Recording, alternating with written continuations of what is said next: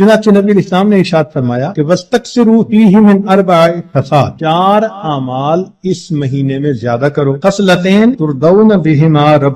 ربکم وخصلتین لا غنى بكم عنہما، 2 عمل تو ایسے ہیں کہ جن سے تم اپنے رب کو راضی کرو، اور 2 عمل ایسے ہیں کہ تمہیں اس کے سوا چارہ ہی نہیں، مجبوری ہے تمہاری۔ اللتان ترضون بہما ربکم، وہ 2 باتیں کہ جس کو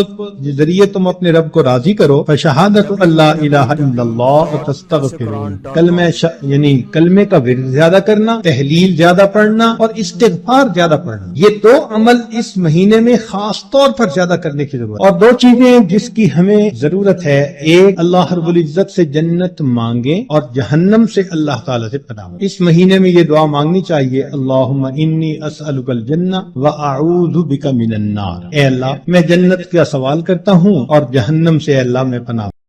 سوشل میڈیا پر سب سے قدیم اور سب سے ریلائبل برانڈ درسقرآن.com